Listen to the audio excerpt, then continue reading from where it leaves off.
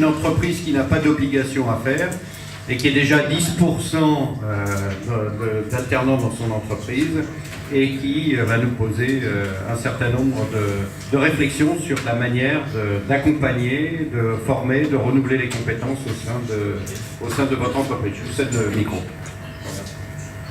Merci Monsieur McCarthy, parce que on n'a pas tout à fait les mêmes problématiques effectivement que les grosses structures, parce que nous peut-être que le fait qu'on soit une entreprise de sous-traitance, peut-être que la connotation de sous-traitance, on en parlait tout à l'heure dans le hall, présente une difficulté supplémentaire pour nous, mais nous on n'a pas vraiment le choix.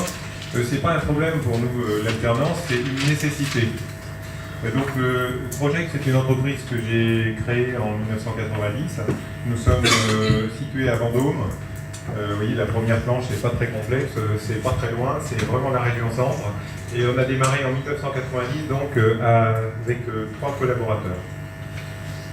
Donc l'historique...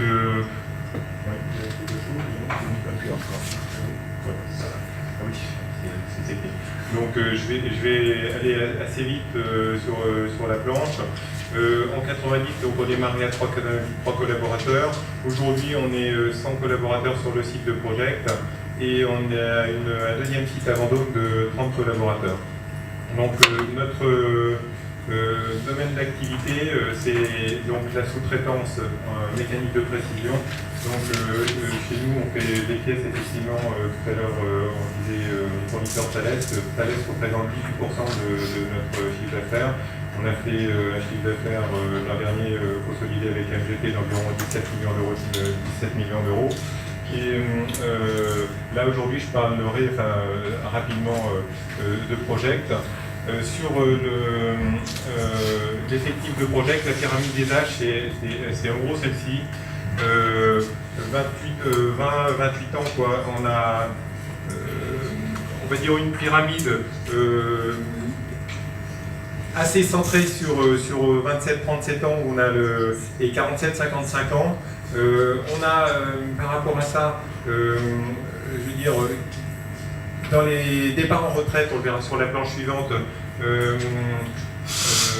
pour les prochaines années, une problématique de remplacement, même si on voit que la pyramide n'est pas très accentuée sur les 55-60 ans, on a quand même une problématique de remplacement des gens qui vont partir en retraite. Alors chez nous, le principe, on met systématiquement quelqu'un en biseau, mais systématiquement quelqu'un dans la roue, un jeune apprenti dans la roue, des gens qui vont partir en retraite. Donc c'est un travail que l'on fait au quotidien. Donc on voit que 17% des salariés de l'entreprise sont issus d'apprentissage chez Project, mais on a 37% au total issus de l'apprentissage. Ce qui veut dire que dans les gens que nous formons chez nous, on a quand même des départs, il y a des gens qui suivent un conjoint, il y a des gens qui changent de position, mais on a aussi des gens qui sont recrutés, qui ont été formés dans d'autres entreprises. Donc on a 29 départs donc, dans les 10 ans à venir. Alors, la répartition des apprentis dans l'entreprise. On forme des niveaux bac, BTS, licence. On a une personne en CAP d'apprentissage entreposage et DRT, donc diplôme de recherche technologique.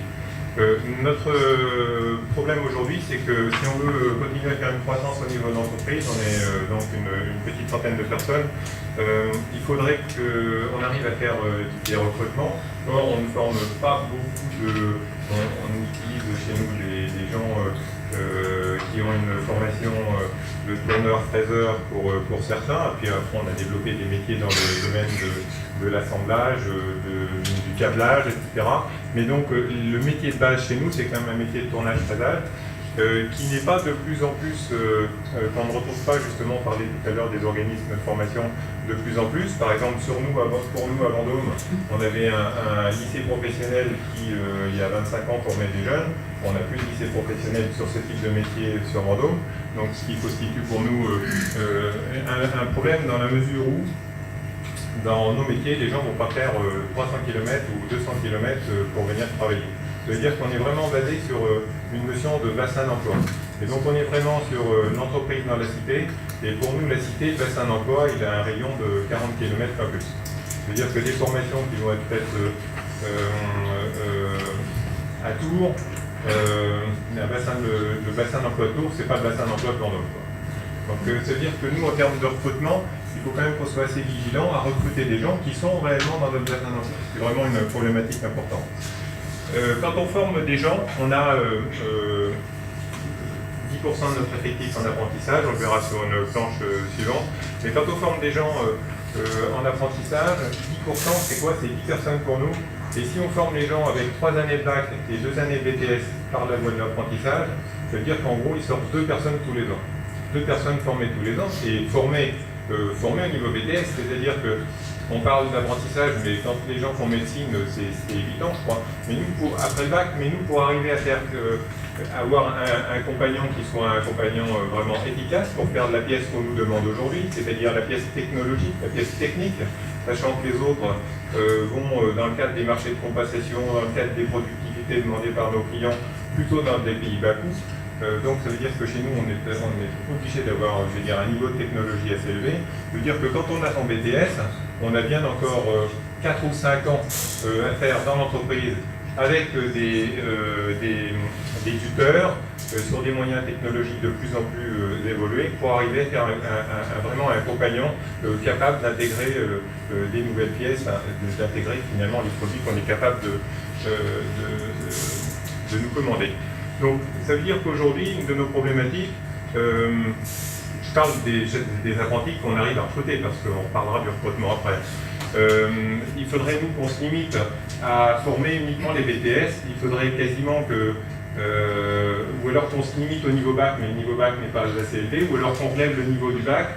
Enfin, pour nous, il y a vraiment une problématique, on ne va pas se transformer en centre de formation à nous tout seuls, mais en gros, il faudrait qu'on forme seulement en 2 ans, parce que si on formait en 2 ans avec 10 apprentis, il en sortirait 5 tous les ans. Alors par rapport à la planche précédente, où on voyait le nombre de départs sur les... Donc ça doit être de ce côté-ci. 29 départs dans les 10 ans, ça fait environ 3 départs par an. Si on a 10% et qu'on les forme pendant 5 ans, effectivement, uniquement l'apprentissage ne permet pas de compenser. Il n'y a pas que l'apprentissage sur le terrain, mais enfin, il y a l'apprentissage quand même. Donc, nos apprentis, tous les apprentis Bac Pro sont formés en collaboration avec le CFAI. On parlait des organismes de formation, donc le CFAI qui sera présenté par Jean-Pierre Palisson ce soir, cet après-midi. La personne qui fait un DRT, c'est un DRT donc, sur ce type, donc c'est une personne qui va avoir une formation d'ingénieur céramiste. Et là pour nous c'est un petit peu la partie recherche et développement d'entreprise. Nouvelles technologies, on va travailler sur les technologies des poudres, le frittage laser, etc. Donc on se donne 18 mois avec une personne qui a déjà une formation d'ingénieur et qui va faire un DRT pour aller plus loin, mais plutôt sur le côté recherche et développement. Les gens qui font licence pro chez nous, c'est auront d'abord déjà fait un BTS généralement dans l'entreprise, qui veulent faire une spécialisation plutôt sur des métiers comme la gestion de production, la qualité, ou voilà, c'est une petite couche de finition. Alors donc 11,7% d'apprentis aujourd'hui. C'est un peu trop juste, alors on a un objectif à 15%. On est désolé, j'espère qu'on va toucher un super bonus. Ça va nous permettre de monter chez nous un petit centre d'apprentissage en complémentarité. C'est pas un centre d'apprentissage, puisque avec le CFAI, on a vraiment un super niveau, je veux dire, on a ce qu'on attend au niveau d'un centre d'apprentissage. Par contre, chez nous, ce dont on aura besoin, et ça on le fera, et ça me fait plaisir, à l'aide du bonus, on aura plutôt des référents et il nous faudra vraiment 1 ou 2 personnes pour suivre nos apprentis et être certain qu'ils suivent à l'intérieur du parcours, à l'intérieur d'entreprise, un parcours de qualité. Alors pour arriver, là on arrive sur le recrutement. Alors je ne sais pas pourquoi, mais est-ce que c'est le terme sous-traitance ou mécanique ou je ne sais pas, il va falloir qu'on change quelque chose parce que quand je vois la problématique des gens de Thales qui finalement, je pense qu'ils ont beaucoup plus de candidats que nous, on manque de candidats. Et on manque aussi, quelque part, on manque en quantité et on manque aussi en qualité de candidats. Alors on est amené à faire des campagnes.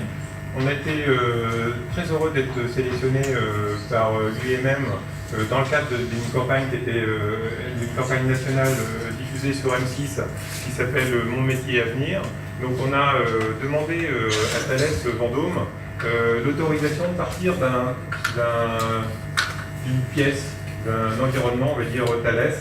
Et nous, ce qu'on veut aussi montrer, c'est qu'il y a de la lumière à tous les étages. C'est-à-dire que tout le monde connaît, si on parle d'Eurocopter, si on parle d'Airbus, tous ces gens-là les connaissent. Si on parle des systémiers, enfin des gros systémiers, qui ne sont pas que des systémiers, tout le monde les connaît aussi. Il faut aussi dire qu'il y a de la lumière à l'étage de la sous-traitance, et que sans sous-traitance, eh bien, sous-traitance ne veut pas dire soumis. Hein. Ça veut dire qu'on travaille en collaboration avec nos différents clients. Et donc là, on a proposé à Thales de prendre une pièce basique, et notre jeune apprenti Florent a participé à la réindustrialisation de cette pièce dans le cadre de la productivité. C'est une pièce Thales. On a vu le cheminement donc, de l'apprenti pendant sa période d'apprentissage. On voit le cheminement de la pièce et on finit, donc en passant par chez Thales, on finit chez Airbus dans un cockpit d'avion pour présenter finalement le résultat du travail à notre apprenti Florent. Alors après, on fait quoi? Plus localement, campagne d'affichage au cinéma. Alors on se dit qu'entre deux séances de cinéma, les gens vont peut-être quand même regarder un petit affichage avec une voix off qui va dire que à Vendôme Project recrute. Si vous aimez la technologie, à Vendôme Project recrute des apprentis. On participe au forum des métiers, on organise des visites. Donc quand un collège nous propose une visite, on accepte immédiatement avec grand plaisir. On accueille des stagiaires de 3e. Et là, on vient de recruter une personne en ressources humaines pour un petit peu donner un sens à tout ça. Alors derrière, on parle de transfert de technologie. Alors je vois que la notion de chez EDF, c'est quelque chose qui se pratique. Eh bien, nous, on ne le sait pas encore, mais c'est une des propositions que l'on pouvait faire.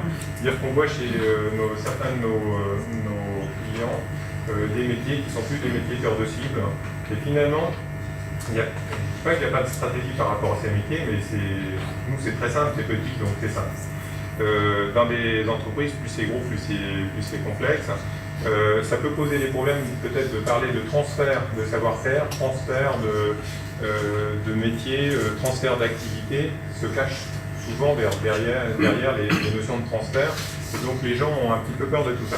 Ceci étant dit, nous on voit chez certains de nos clients, dont Thales, des gens qui finalement veulent arrêter tranquillement une activité. Alors là, on la laisse mourir, les gens partent en retraite, on n'investit plus. Enfin, on voit vraiment qu'on est dans un secteur où ça ne doit même pas être très facile à vivre pour les gens qui sont dans ce type de secteur.